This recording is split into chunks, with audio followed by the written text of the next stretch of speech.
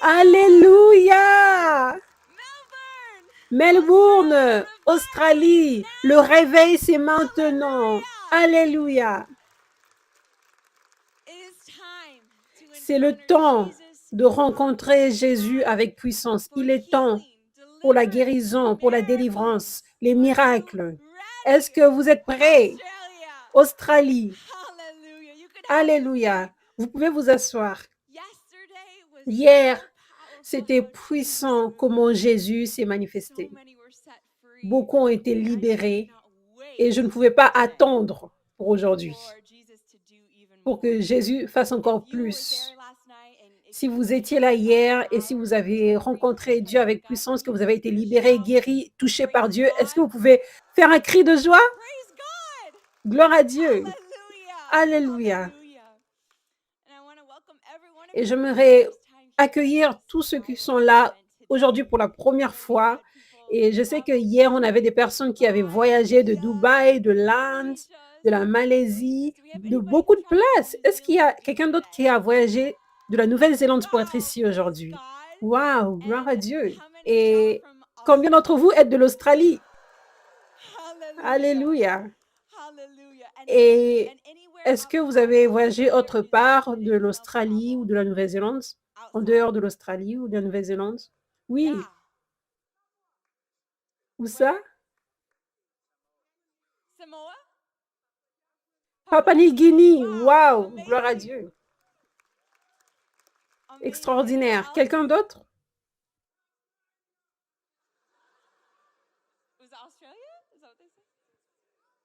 Hong Kong. Waouh, gloire à Dieu. Malaisie. Waouh, extraordinaire. Oui?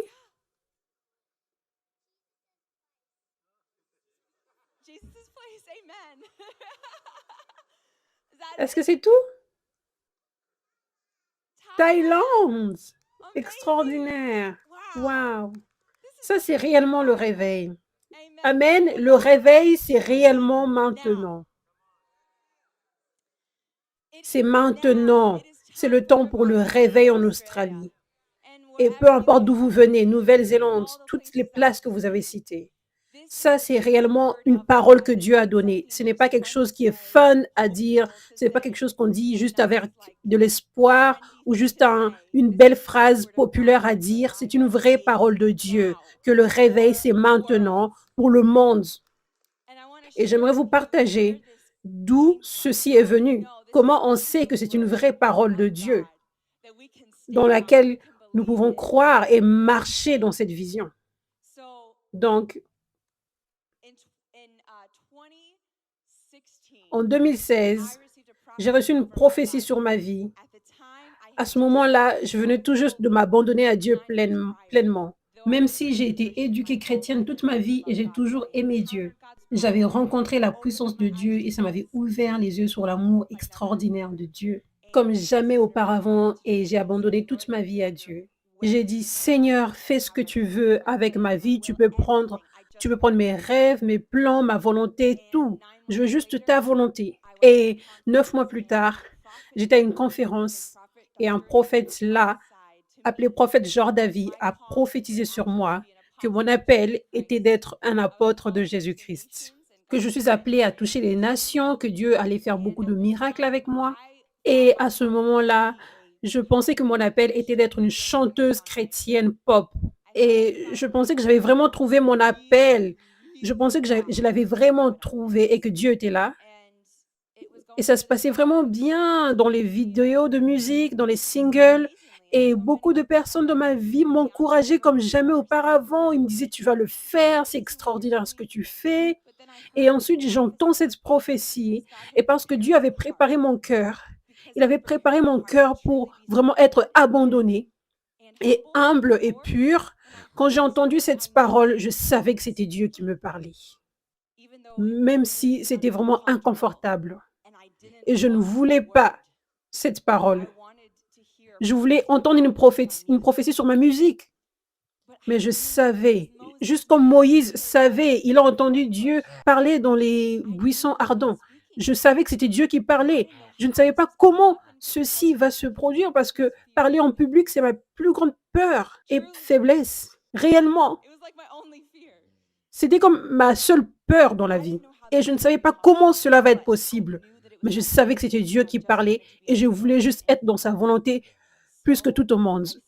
Donc ce jour-là, j'ai dit simplement oui à Dieu. Comme Marie, vous savez, elle savait qu'elle était une servante de Dieu, donc peu importe ce que Dieu dit, j'oublie mes plans, je suis la servante du Seigneur. Amen. Alléluia. Donc c'est ce qui s'est passé, c'est ce que j'ai fait ce jour-là. Et j'ai abandonné la musique et j'ai dit oui à Dieu. Et j'ai commencé à poursuivre ce qu'il m'avait demandé de faire. Et 9 mois plus tard, Dieu m'a demandé de commencer 5F Church, l'église que je dirige à Los Angeles. Et les mois d'après, ce même prophète, qui est maintenant mon père spirituel, a prophétisé cette prophétie sur notre église, sur Los Angeles, sur l'Amérique, sur le monde. Il a dit, Dieu m'a envoyé ici pour une raison, c'est pour prophétiser ceci, que Dieu a entendu toutes vos prières pour le réveil de plusieurs générations. Beaucoup de prières dans les conférences où on priait toutes les nuits. Il a entendu ces prières pour le réveil et il est en train d'y répondre. Le réveil, c'est maintenant. Alléluia. Et il a dit, Dieu est en train d'élever des apôtres et des prophètes dans ce réveil et rien ne peut stopper ce réveil. Rien. Alléluia. Et vous savez, encore une fois, je savais dans mon esprit, ça c'est une parole de Dieu. Je savais dans mon esprit que c'est un vrai prophète, numéro 1, et numéro 2, je savais que c'était Dieu qui parlait. Et donc, je me suis accrochée à cette parole. Et j'ai entendu Dieu me dire, me convaincre, qui m'appelait à porter cette parole, à la propager, à garder cette petite flamme en vie jusqu'à ce que ça se transforme en un feu dévorant. Afin qu'un jour le monde entier sache que le réveil, c'est maintenant. Que ce qui est dans l'esprit, que les gens commencent à les voir jusqu'à ce qu'un jour, ça se manifeste aussi dans le monde physique. Et donc, à partir de là, tout le temps quand je prêchais, tous les dimanches, le réveil c'est maintenant. Et tous les vendredis soirs dans les soirées louanges, le réveil c'est maintenant. Et quelques années plus tard, celle qui est notre leader de louange à l'église et celle qui fait aujourd'hui tout, elle voyage avec moi partout, elle est là à la caméra, elle s'appelle Chantal. Elle et moi avions composé une chanson qu'on avait appelée Le réveil c'est maintenant.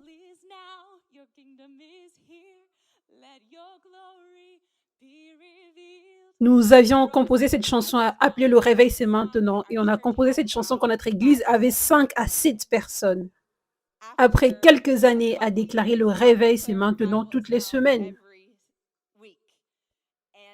Et la première année, on avait 20 personnes dans l'église. La deuxième année, on avait 15. La troisième année, on avait 10. La quatrième année, on avait 5 personnes. Vraie histoire. Et ensuite, il y a eu le Covid en 2020. On ne pouvait plus louer notre bâtiment. On a eu tous nos services en ligne pendant quelques mois. Et ensuite, Dieu m'a dit, je me manifeste hors de la boîte. Emmène mon église dehors. Et donc, on est allé dehors. On a commencé à voir le culte dehors dans un parc. Et il y avait que Chantal et moi, juste nous deux. Et des fois, sa maman et une amie de sa maman.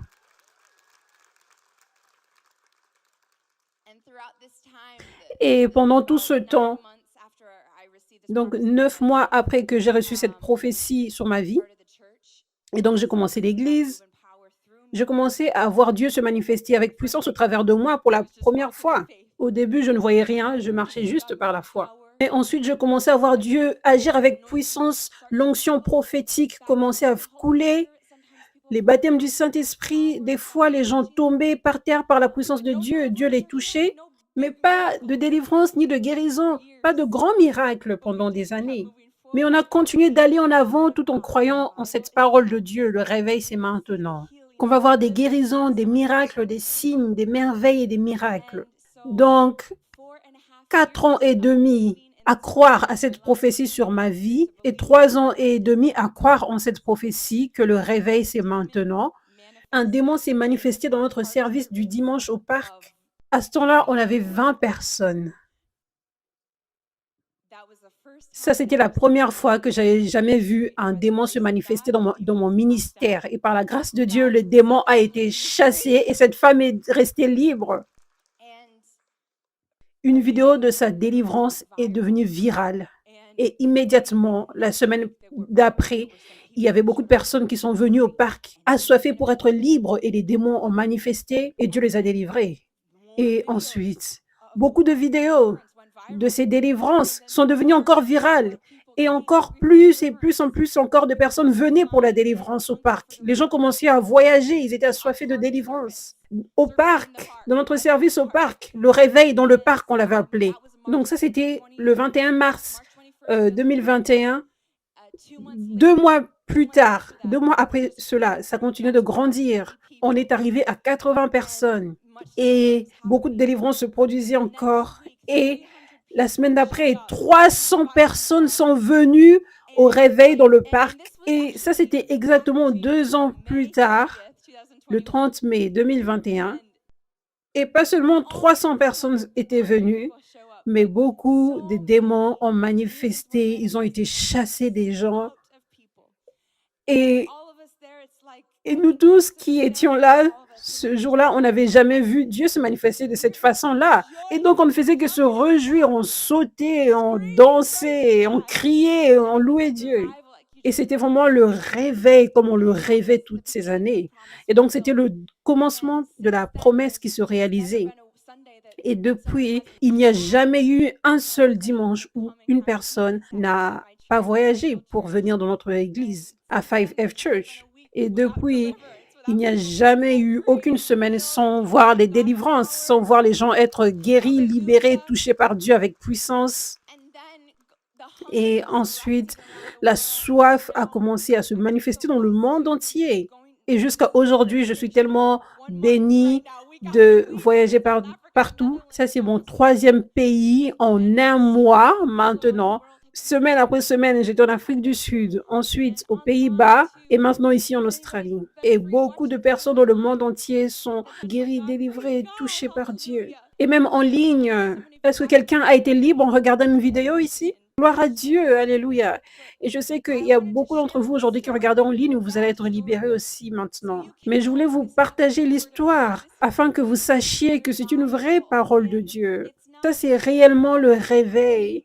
Et ce n'est juste pas le réveil pour moi, ce n'est juste pas le réveil pour mon église, juste pour mon ministère, ce n'est pas seulement le réveil pour une ville, pour un pays, mais c'est le réveil pour le monde entier. Et c'est certainement le réveil pour l'Australie. Il est temps maintenant. Alléluia. Et donc, Dieu me conduit aujourd'hui à vous donner une parole prophétique, une parole pour maintenant, le Réma, c'est-à-dire une parole de Dieu pour le temps présent, pour maintenant. Logos signifie la parole écrite dans la Bible. Et le Réma, c'est la parole qui est déclarée, la parole déclarée au temps présent de Dieu. Et donc, Dieu m'a demandé de parler une parole Réma sur ce réveil que Dieu vous demande de porter. Alléluia. Ça, ce n'est pas seulement un événement, le réveil, c'est maintenant. Ça, c'est une déclaration prophétique que Dieu vous dit maintenant. Le réveil, c'est maintenant. Et ça doit rester ici. Alléluia. Ça, ce n'est pas un événement où tu viens juste pour être libre et c'est tout, et tu t'en vas comme avant et tu pries pour un autre événement. Non, Dieu relâche son onction. Dieu relâche le feu du réveil à cette ville, à ce pays, sur vous tous, pour porter et voir Dieu vous choquer. Juste comme il a fait avec moi, comme il m'a appelé à porter ce feu jusqu'à ce que ça devienne un feu dévorant. C'est ce que Dieu vous demande de faire aussi en retour. Et vous allez le voir se manifester, se transformer en un feu dévorant sur toute cette nation. Alléluia. Alléluia. Donc ce réveil va être le meilleur réveil. Donc c'est déjà le meilleur réveil qu'il n'a jamais eu. Pourquoi? Parce que ce réveil est le réveil de la fin des temps. Jésus ne va pas revenir jusqu'à ce que l'épouse soit prête, préparée, belle, préparée pour son jour de mariage, sans tache, pure. C'est ce que la parole de Dieu dit. Ça dit dans Éphésiens 5, verset 25, Christ a aimé l'Église, il s'est donné lui-même pour elle afin de la conduire à la sainteté après l'avoir purifiée et lavée par l'eau de la parole pour faire paraître devant lui cette Église glorieuse, sans tache, ni ride, ni rien de semblable, mais sainte et irréprochable. Apocalypse 19, verset 7. Car voici venu le moment des noces de l'agneau et son épouse s'est préparée. Beaucoup de personnes ne connaissent pas la parole de Dieu. Ils pensent que Jésus va venir demain. On ne sait pas quand Jésus va venir. Mais on doit être prêt. On n'est pas encore prêt, Église. On a beaucoup de préparation à faire. Parce que, qu'est-ce que cela signifie? Ressembler à une Église sans tache, sans rides. À quoi ça ressemble aujourd'hui, ça? Qu'est-ce que ça signifie? Premièrement, on doit regarder et se demander qu'est-ce que Jésus nous dit que l'Église devrait être. C'est son Église, c'est son épouse. Et on trouve ça dans la parole, ce à quoi l'Église devrait ressembler. Si on veut savoir à quoi l'Église devrait ressembler, comment l'Église devrait être conduite, on ne doit pas regarder à la culture d'Église actuelle, ou même pas à l'histoire de l'Église. On ne devrait même pas regarder à quoi ressemble l'Église aujourd'hui, l'Église de nos parents, de nos grands-parents, mais on doit regarder dans un seul endroit, la parole de Dieu. Spécifiquement, les livres des Actes et le Nouveau Testament. Comme on lit par exemple les lettres de l'apôtre Paul, l'un des apôtres dans l'Église des Actes. Mais dans l'Église des Actes, ça nous montre ce à quoi l'Église devrait ressembler. Il y a beaucoup d'aspects de l'Église des Actes qu'on trouve quand on lit le livre de l'Église des Actes avec un cœur pur, un cœur humble, pour être corrigé, pour être convaincu, pour voir, oh, nous sommes en train de manquer quelque chose. Dans ce réveil, Dieu est en train de restaurer son Église des Actes. Ça, c'est ce à quoi le réveil de la fin des temps va ressembler. Ou ce qu'on voit dans l'Église des Actes va être restauré aujourd'hui. Tu vas à l'Église et ça va ressembler à l'Église des Actes. Tu lis le livre des Actes et tu vas te dire, waouh, la Bible est vivante aujourd'hui, comme ça devrait l'être. Parce que c'est le même Jésus dans l'Église des Actes qui est ici aujourd'hui. On ne doit pas s'attendre à moins que ce qu'ils avaient dans l'Église des Actes. Et on ne doit pas se disperser en ne faisant pas ce que l'Église des Actes faisait. Et honnêtement, on devrait regarder les églises d'aujourd'hui et se dire, ça, ce n'est pas l'Église des Actes. Mais où sont tous ce que je trouve dans l'Église des Actes? Je dois chercher où Jésus se manifeste comme il le faisait dans l'Église des Actes. Parce que ça, c'est la vraie Église. C'est ce cœur qu'on doit avoir. Un cœur d'humilité et un cœur de révérence envers Dieu. Au lieu de juste accepter la culture d'Église et juste accepter ce qui est confortable, juste accepter ce qu'on a toujours su. Amen.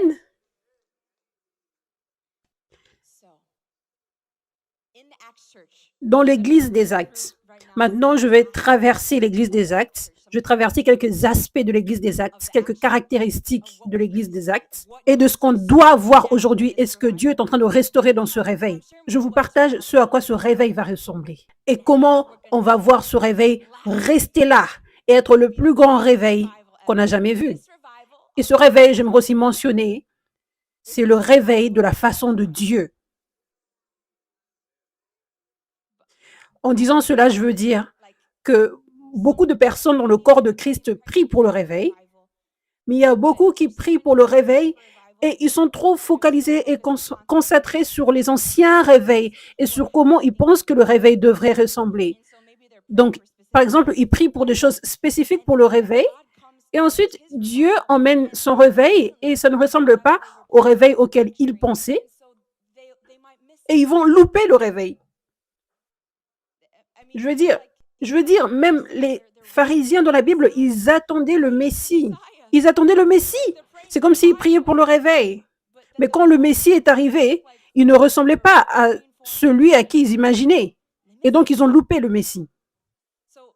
Donc, ce qui va faire en sorte que ce réveil soit le plus grand réveil, c'est qu'on va faire les choses de la façon de Dieu. Et faire les choses de la façon de Dieu, ça ne signifie pas que ce sera confortable. Ça ne signifie pas que c'est ce qu'on a dans nos pensées. Ça veut dire qu'on doit s'adapter et sortir de notre zone de confort et juste être obéissant. Parce que il peut y avoir des réveils plus confortables. Mais ce réveil, ce n'est pas à propos de ça. Amen.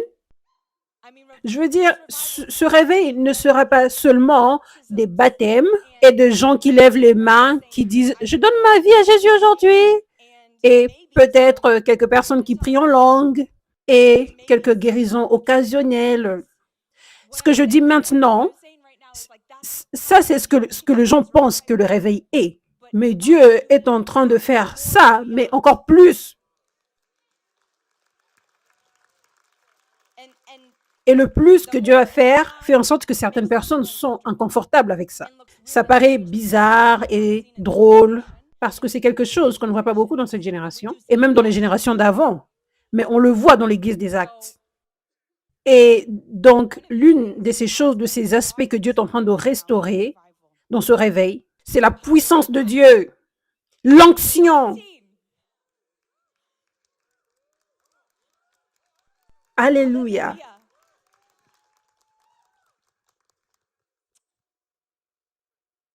Ça dit dans la parole de Dieu que le royaume de Dieu n'est pas une question de parole, mais de puissance.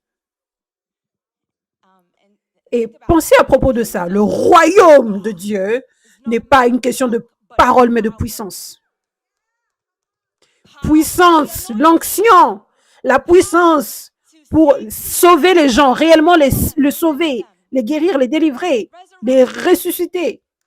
Ça, c'est le royaume de Dieu. Et l'Église aujourd'hui devrait être le royaume de Dieu. Pas l'Église comme on veut que l'Église soit, pas une Église confortable, pas une Église charismatique, une Église avec du divertissement.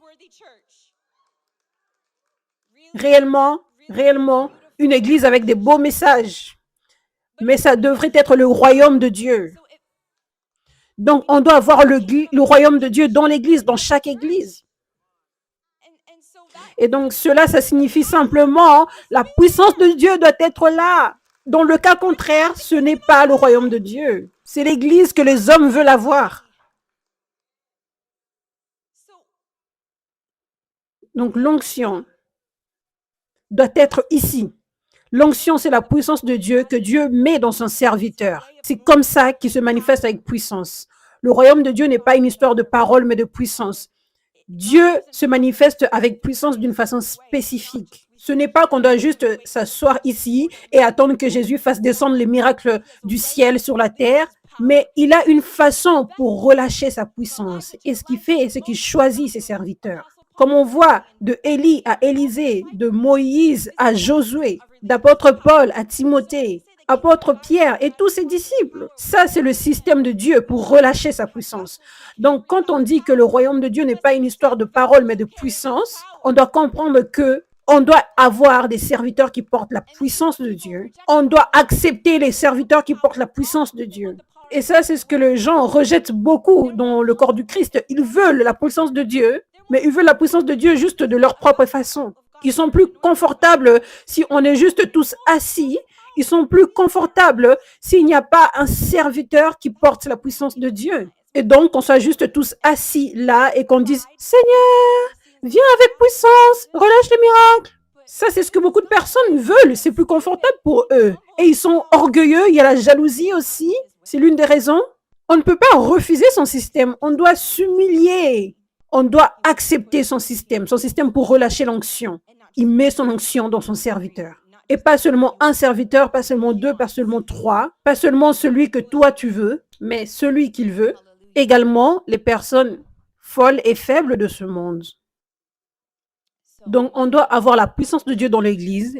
Dans ce réveil, Dieu est en train de restaurer l'onction, où ça va être normal de venir dans l'Église. Et on va voir la guérison qui prend place, la délivrance qui prend place. Donc, ce ne sera plus juste quand on a une fois par an cet événement de réveil et c'est là que tu peux venir et être délivré. Non. Dans ce réveil, Dieu est en train de restaurer son onction sur le corps du Christ en entier, pas seulement une personne, pas seulement deux personnes, trois personnes, mais il relâche son onction sur le corps pour que ceux-ci se produisent dans toutes les églises dans le monde entier et que cela va commencer à devenir une norme, pas comme juste une petite église parce que tout le monde pense qu'ils sont bizarres ou quelque chose du genre. C'est juste dans les petites églises où il y a des délivrances. Non, Dieu est en train de rendre son épouse belle. Et donc, Dieu va commencer à ouvrir les yeux pour que les gens voient. Ça, c'est Dieu. Ça, c'est bien. Ça, c'est vrai. Ou avant, c'était comme si les cœurs étaient endurcis, les yeux étaient fermés. Dieu est en train d'ouvrir les yeux maintenant pour ceux qui sont humbles et purs et qui sont comme des enfants. Et il est en train de mettre sa main sur l'ennemi où l'ennemi il ne peut pas stopper ce mouvement. Alléluia. Il ne peut pas stopper les gens qui ont cœur pur pour voir. Ça, c'est Dieu.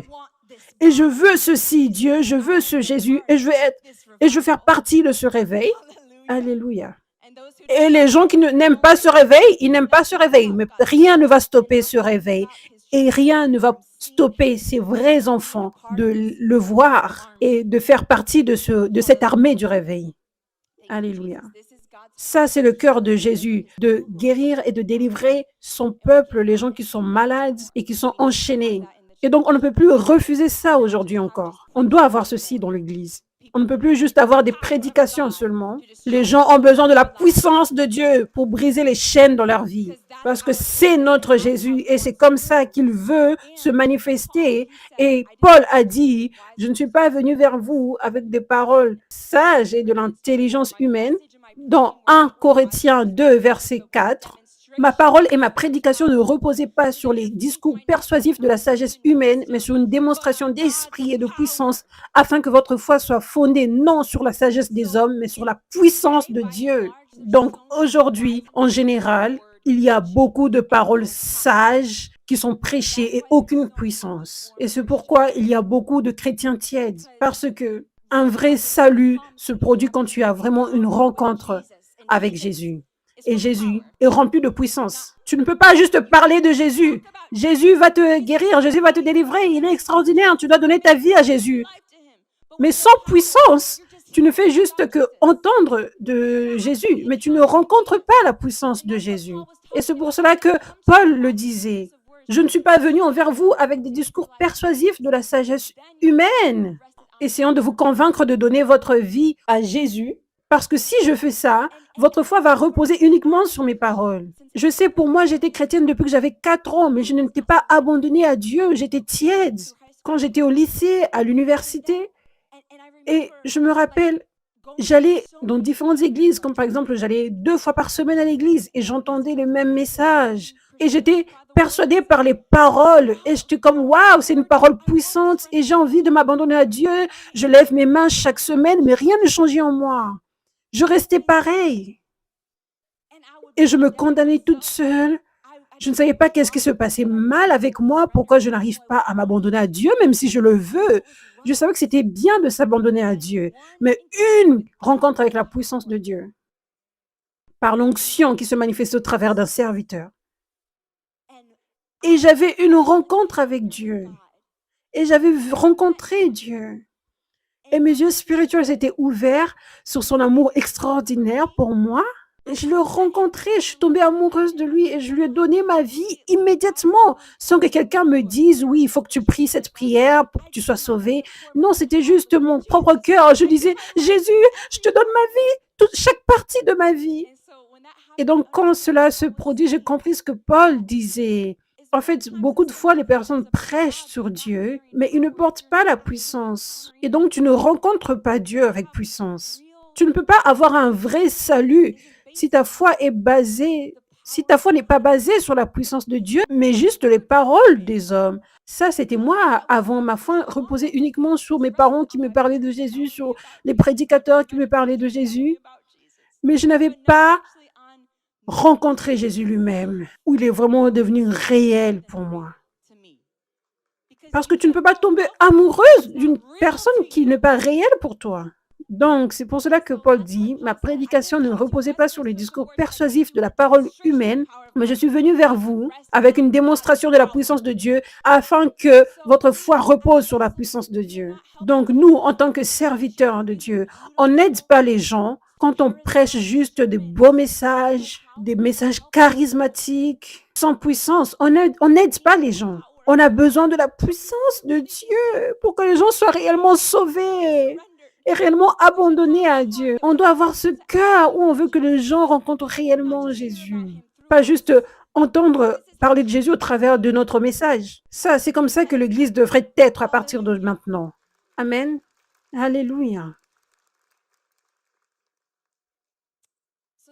Donc, le prochain aspect, le deuxième aspect de l'Église des Actes que Dieu est en train de restaurer, c'est les 5 ministères.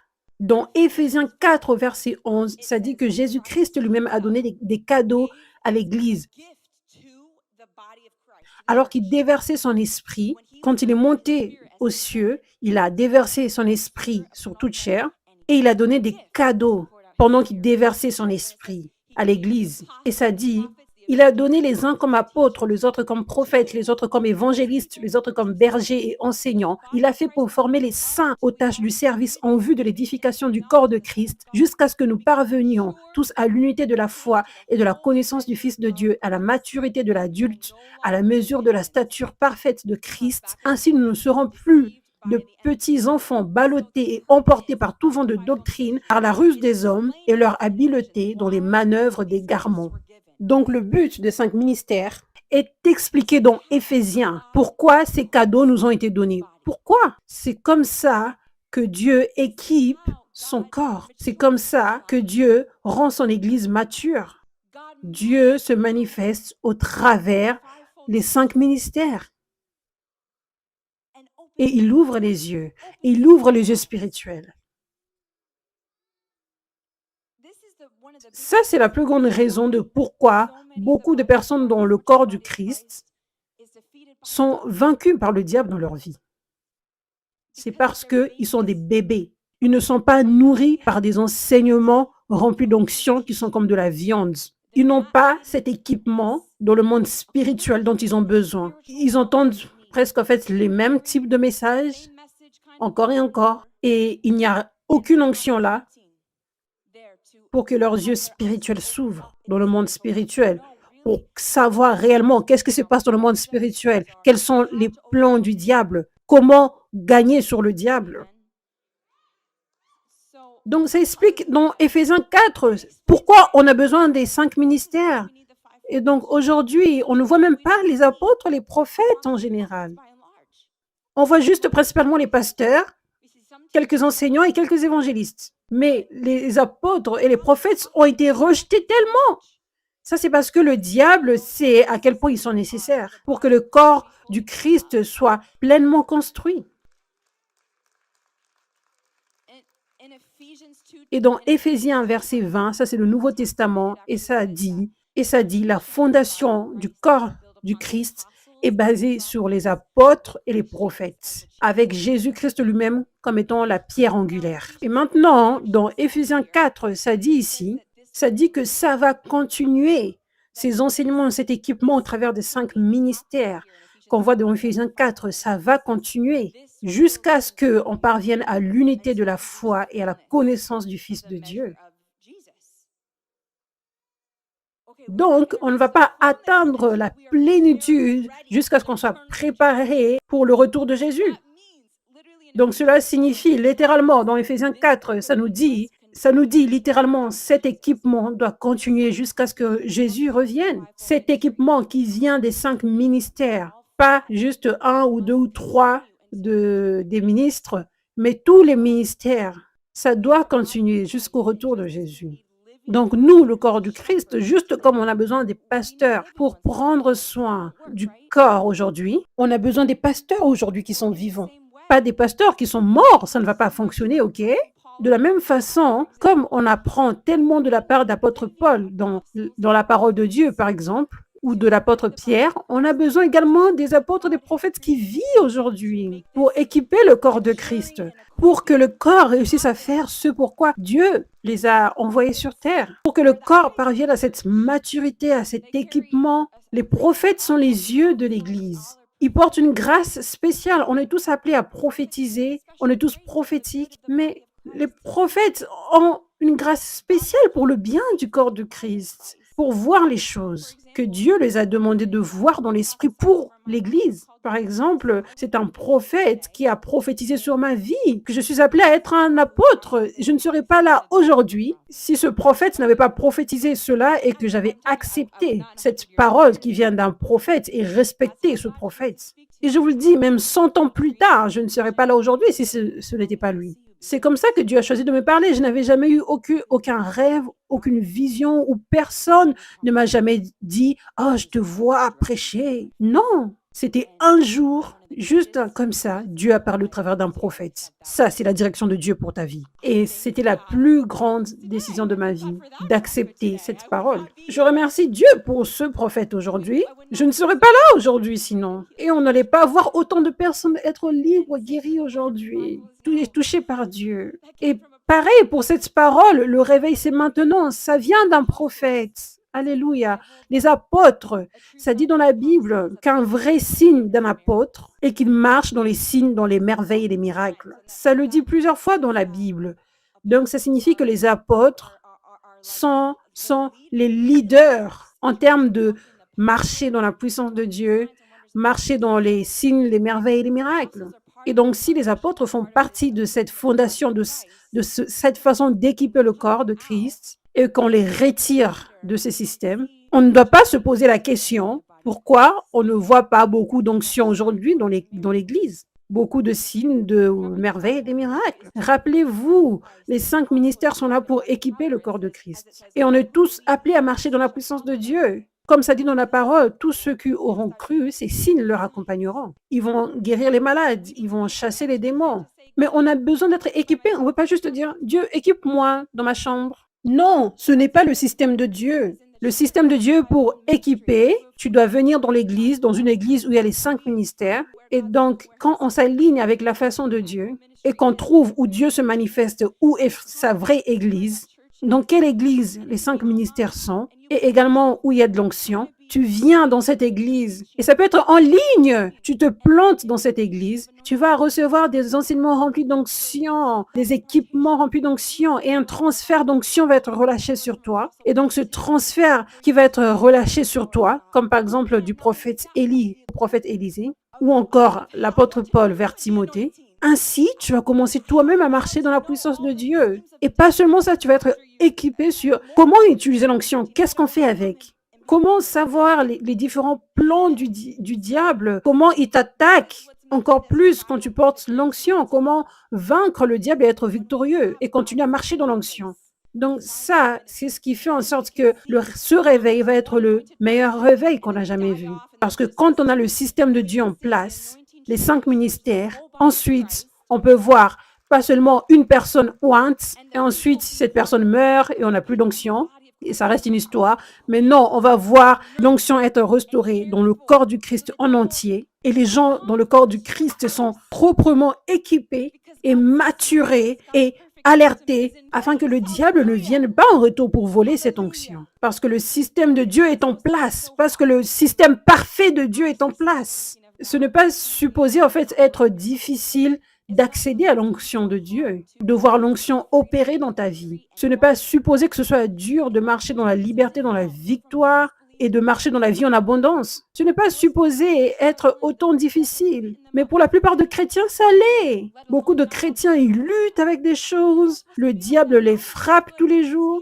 Ils sont comme ça, abandonnés, et ils ne marchent même pas dans la puissance de Dieu. Ça n'est pas supposé être comme ça. Dieu est tellement bon. Il ne veut pas que ce soit aussi dur. Mais on doit juste écouter sa parole et son système et respecter son système de comment il fait ces choses. Ça devient simple et facile et ce n'est plus une lutte. Mon joug est doux et mon fardeau est léger. Jésus nous dit, donc Dieu est en train de restaurer les apôtres et les prophètes dans ce réveil. Ça, c'est une clé qui va débloquer ce réveil. Par exemple, moi, je ne voulais pas m'appeler un apôtre. Et je ne voulais même pas être un ministre de Dieu. Encore moins être un apôtre et m'appeler apôtre. Je ne voulais pas cela. Ce n'était pas mon idée, ce n'était pas mon plan, je ne voulais pas de ça. Mais c'est ce que Dieu voulait, parce que c'est ce que Dieu est en train de faire dans ce réveil. Et ça, c'est une façon qu'il utilise pour enseigner le corps du Christ. C'est comme ça que je suis en train de fonctionner maintenant. Et ainsi, c'est comme ça qu'on aura beaucoup d'apôtres qui vont se lever et de prophètes aussi. Amen. Et donc, vous savez, même comme on est ici aujourd'hui, c'est parce que j'ai suivi le système de Dieu, au lieu de juste faire comme les hommes font.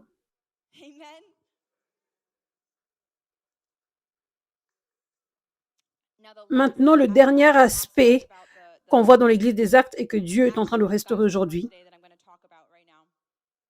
c'est que Dieu est en train de restaurer. Dieu est en train de restaurer la pureté dans le corps du Christ. La pureté. On a besoin de l'onction pour ça, premièrement. Parce que le diable, il a eu un champ d'action libre, parce que beaucoup de personnes étaient dans des chaînes et ils cachaient en fait leurs chaînes. Et beaucoup de personnes restaient dans le péché et beaucoup de personnes, ce n'est pas qu'ils ont des mauvais cœurs, mais ils sont juste bloqués, ils ont besoin de liberté. Et aussi, on a des gens qui sont dans le leadership, on a des ministères qui sont eux-mêmes dans des chaînes. Et des fois, ils ne sont pas assez humbles eux-mêmes pour chercher la délivrance. Et des fois, ils ne savent même pas qu'ils ont besoin de délivrance. Et ils pensent que quelque chose va mal avec eux. Et ils se condamnent, ils ne savent pas quoi faire. Et donc, si tu as un leadership où il n'y a pas d'onction et que les gens ne sont pas libres, il y a tellement d'impureté qui reste dans l'Église. Et vous savez, il y a des gens qui ne savent même pas que Jésus peut leur libérer de ce sentiment d'être bloqué. Donc, Dieu est en train de restaurer la pureté dans le corps du Christ. Quand les leaders ne sont pas purs dans leur propre cœur et qu'ils ne sont pas libres eux-mêmes, le reste du corps de Christ ne le sera pas. Et la Bible parle de Aaron, de la parole de Dieu. Psaume 133, verset 1.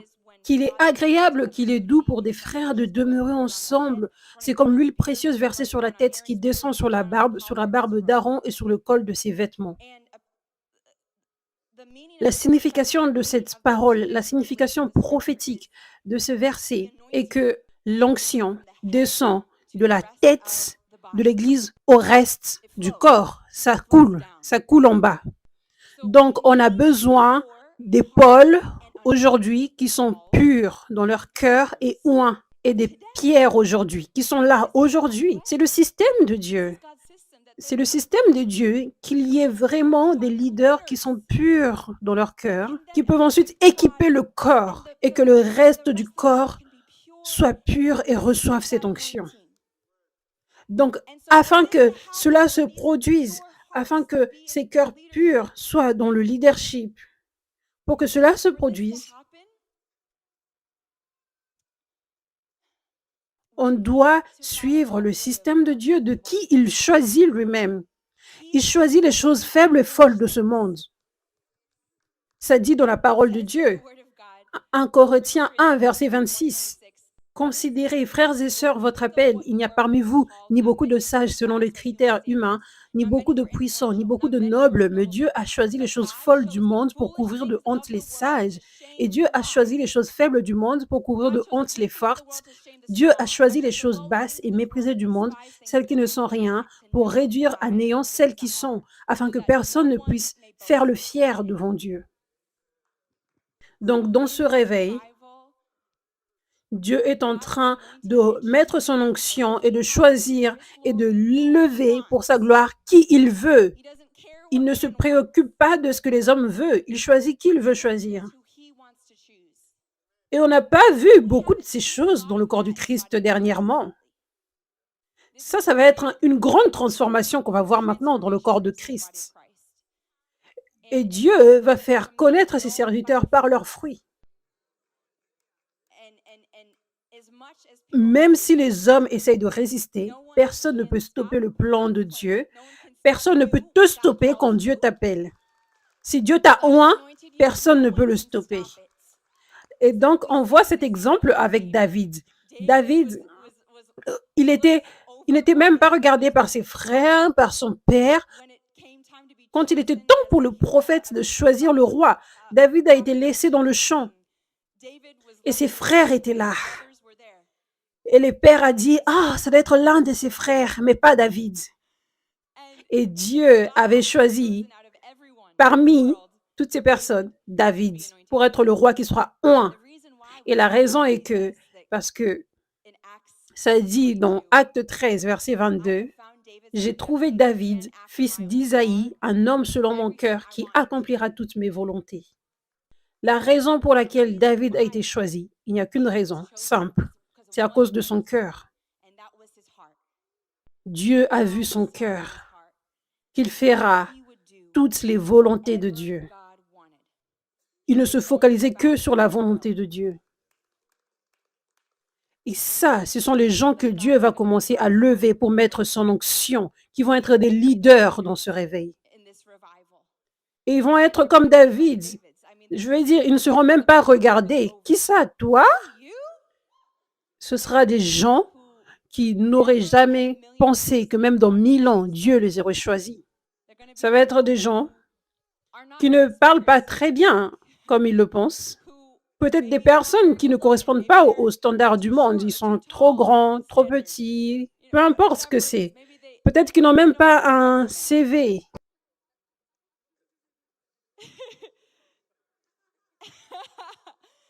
Ils n'ont même pas un CV.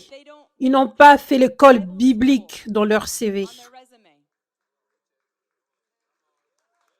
Ils n'ont même pas des ministères dans leur généalogie. Il n'y a rien de tout ça. Ils n'ont même pas le charisme. Mais ils ont une chose, juste une chose qui est nécessaire, le cœur. Le cœur qui est après Dieu. Ça, c'est tout ce qu'ils ont et ça, c'est la seule chose que Dieu veut. Dieu ne veut rien d'autre que ça. Dieu ne se préoccupe même pas des autres choses. Il regarde que le cœur. Et donc ça, c'est ce que Dieu va faire. On va voir une telle transformation dans le corps du Christ de cette façon, où Dieu va lever ces personnes que les gens ne regardaient même pas. Ces gens qu'on ne comptait même pas. Dieu va les choisir. Et c'est là qu'on va voir cette pureté être vraiment restaurée dans le corps du Christ. Ça va commencer en haut et ça va descendre en bas. Le temps est passé où les leaders ne pouvaient plus être crus, où il y avait des scandales dans l'Église, où il y avait des péchés secrets. Le temps est passé pour ça. Ceux qui ont un cœur pur comme des enfants, Dieu va révéler où son onction est vraiment. Et là où son onction est, vous allez être en sécurité là-bas. C'est comme ça que c'est supposé être. Dieu est bon. En regardant l'église des Actes, on se sent en sécurité avec Paul. On se sent en sécurité avec Pierre. C'est possible et c'est ce que Dieu est en train de faire, même si on n'avait pas vu cela pendant longtemps et que les gens ont eu beaucoup de blessures dans l'église et des abus. Il est temps d'être libre de ça et d'avoir de la foi que Dieu est en train de changer les choses. Il est en train de réellement restaurer l'église des Actes. Alléluia. Alléluia. Gloire à Dieu. Merci Jésus. Êtes-vous prêts pour le réveil en Australie? Donc, ce que je suis en train de dire maintenant, c'est ce qui va se passer dans cette nation. Dieu l'a commencé dans le monde spirituel maintenant. Et après cet événement de réveil, Dieu va commencer à se manifester tellement puissamment, plus encore et encore et encore. C'est le temps pour le réveil. Alléluia. Alléluia. Alléluia.